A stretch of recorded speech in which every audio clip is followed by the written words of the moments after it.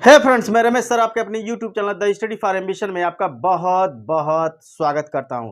Friends, आज एक GS के अंतर्गत एक नया सब्जेक्ट लेकर आज हम आपके बीच आए हैं और इस सब्जेक्ट के अंतर्गत हमने देखा है कि बहुत सारे बच्चे इस सब्जेक्ट से लेकर बहुत भयभीत रहते हैं।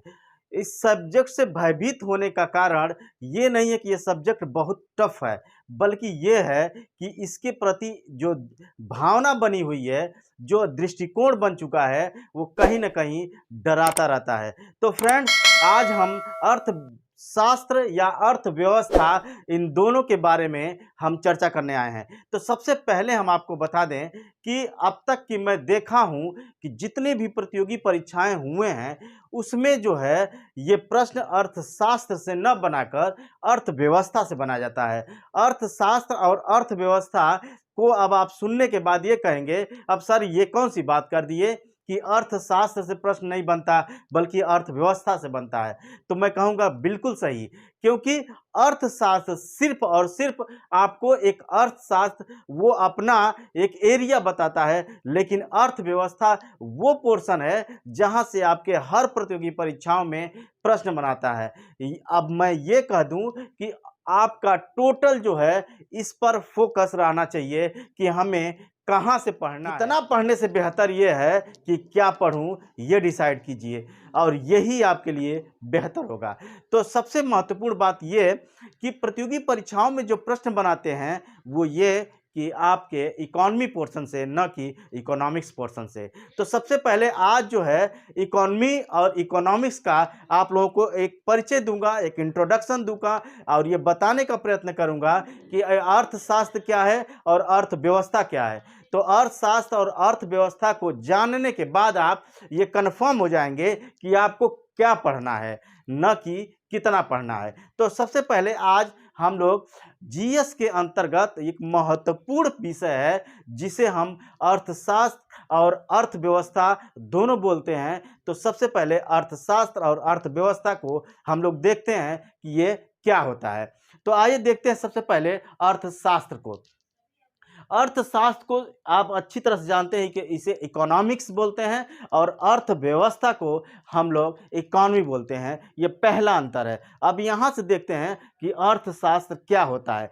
तो अर्थशास्त्र मानव समाज में, पहले इसे बात कि मानव समाज में जहाँ पे उत्पादन, वितरण, उपभोग, इन सब बातों का समावेश हो या क्रमबद्ध अध्ययन हो, वो अर्थशास्त्र कहलाता है। आइए देखते हैं फिर से कि मानव समाज में उत्पादन, उपभोग, वितरण और विनिमय यानी एक्सचेंज का क्रमबद्ध अध्ययन जहाँ होता है वो अर्थशास्त्र कहलाता है, इकोनॉमिक्स कहलाता है। आप भली भांति जानते हैं कि उपभोग ही सबकी नींव होती है।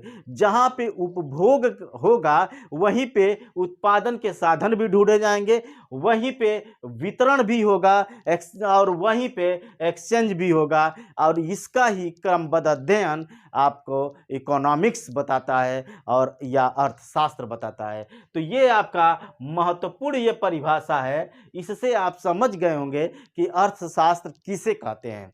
अर्थशास्त्र किसे कहते हैं, यही आपका सबसे महत्वपूर्ण और अच्छी और सरल, सिंपल और समझने योग्य परिभाषा है। तो ये रहा है आपका अर्थशास्त्र। आगे देखते हैं कि अर्थशास्त्र के क्या क्या प्रकार हैं। तो परिभाषाओं के आधार पर अगर देखा जाए तो अर्थशास्त्र के 4 प्रकार बताए गए हैं विभिन्न अर्थशास्त्रियों द्वारा।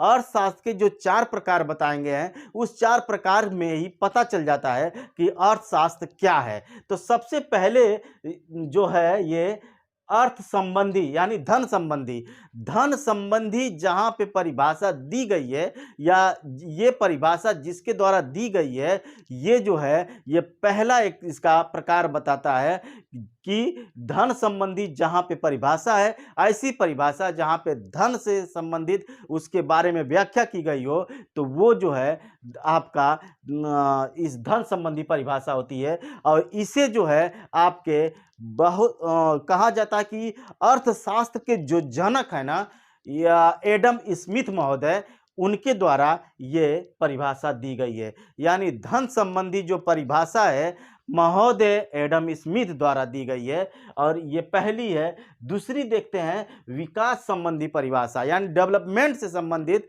जो परिभाषा दी गई है वो जो है सैमुअल्सन महोदय द्वारा दी गई है, यानी पॉल ए सैमुअल्सन महोदय द्वारा ये विकास संबंधी परिभाषा दी गई है। तीसरी जो परिभाषा दी गई है भौतिक कल्याण संबंधी, यानी कि फिजिकल कल्याण से संबंधित जो भी परिभाषा है, इससे संबंधित जो भी बातें बताई गई है वो जो है ये आपके मार्शल महोदय, अल्फ्रेड मार्शल महोदय जी दिए हैं।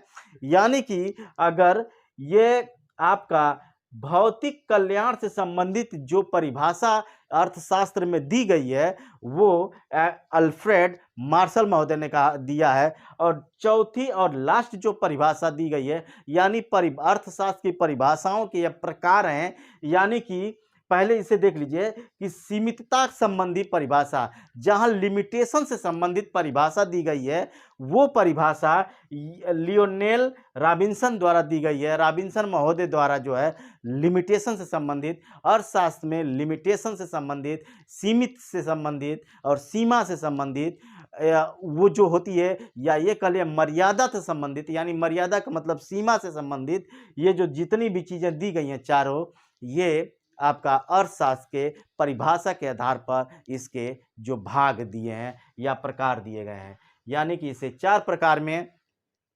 अर्थव्यवस्था में जहां धन की चर्चा हो एडम स्मिथ द्वारा, विकास संबंधी जो परिभाषा हो सैमुअल्सन द्वारा, भौतिक संबंधी जो परिभाषा हो अल्फ्रेड मार्शल द्वारा, और सीमित या लिमिटेशन या सीमितता से संबंधित जो परिभाषा आपका दी गई है ये रॉबिन्सन महोदय द्वारा दी गई है। ये है अर्थशास्त्र के जो 4 प्रकार हैं, ये अर्थशास्त्र की परिभाषा 4 प्रकार पे या 4 आधारों पे ये दिया गया है।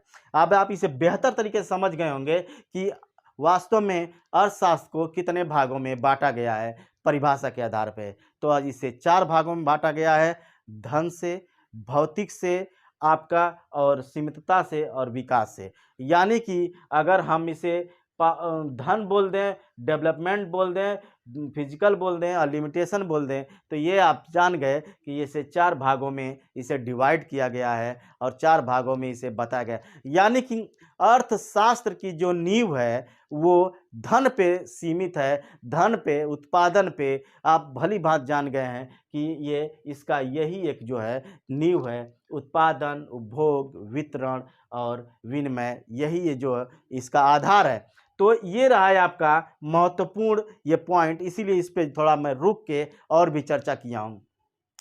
और अर्थशास्त्र की जो एक शाखा बताई गई है, अर्थशास्त्र की शाखा 2 शाखाएं इसकी है, एक है समष्टि और दूसरी व्यष्टि। समष्टि और व्यष्टि को मैं बाद में आपको डिस्क्राइब करूंगा।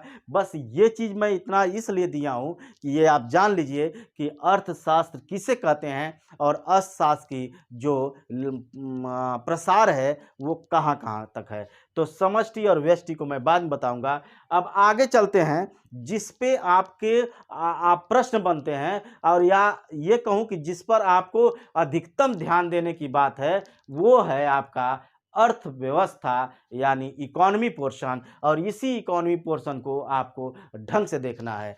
तो सबसे पहले हम लोग देखते हैं कि अर्थशास्त्र क्या है। अर्थशास्त्र को देखा जाए और अर्थव्यवस्था क्या है, तो सबसे पहले अर्थव्यवस्था एक ये मानव समाज की व्यवहारिक पक्ष है। यानी कि मानव समाज के व्यवहारिक पक्ष में जहां पे उत्पादन, वितरण और खपत की सामाजिक व्यवस्था होना, वही जो है आपका इकोनॉमी पोर्शन है या अर्थव्यवस्था पोर्शन है। और इसमें जो है जिस बात को लेकर मैं सबसे पहले चर्चा किया था कि इकोनॉमी पोर्शन से ही आपके प्रश्न बनाते हैं, वो क्या है, वो अब यहाँ पे आप जान जाएंगे, जहाँ पे समसामयिक अर्थव्यवस्था आपको देखने को मिलती हो। समसामयिक अर्थव्यवस्था ही आपका इकोनॉमी पोर्शन है, अर्थव्यवस्था है, और यही से आपका प्रश्न बनता है।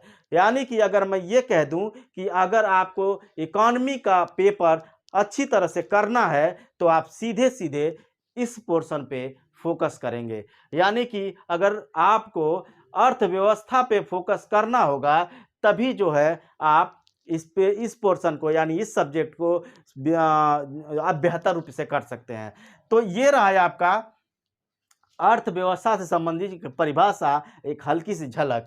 अब यहाँ पे इसे मैं कहूँ कि अर्थव्यवस्था होता क्या है, तो अर्थव्यवस्था सीधी सीधी बात है, अर्थ का सेंस होता है धन से, धन से होता है, यानी कि अर्थ का सेंस धन से होता है, धन संपत्ति या मुद्रा ये इनसे होता है। और का जो व्यवस्था है वो कार्य प्रणाली है। धन संपत्ति मुद्रा की अच्छी तरह से कार्य प्रणाली जहाँ पे देखने को मिले, वही जो है आपका ये अर्थव्यवस्था होती है। आगे चलते हैं और एक महत्वपूर्ण बात को देख लेते हैं कि अर्थव्यवस्था को कितने भागों में बांटा गया है। अब यहाँ से आपका शुरुआत होता है पेपर से बनने वाले प्रश्नों की तौर तरीके और उसकी कंडीशन। तो अर्थव्यवस्था को देखा जाए तो अर्थव्यवस्था तीन प्रकार की होती है। एक तो होती है पूंजीवादी, दूसरी सामाजिक होती है और तीसरी मिश्रित होती है।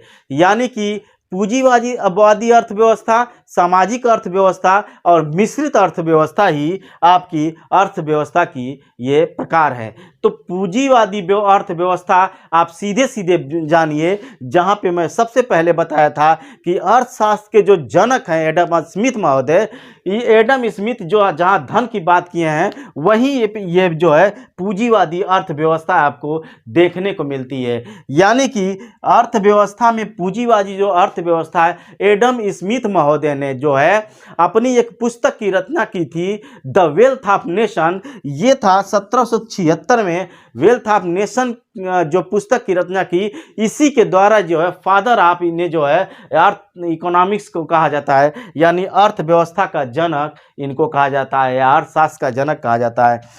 दूसरा जो है सामाजिक अर्थव्यवस्था। सामाजिक अर्थव्यवस्था यानी पहला पूंजीवादी है तो दूसरा सामाजिक अर्थव्यवस्था है। और सामाजिक अर्थव्यवस्था, समाजवादी अर्थव्यवस्था आपको कहाँ पे देखने को मिलता है?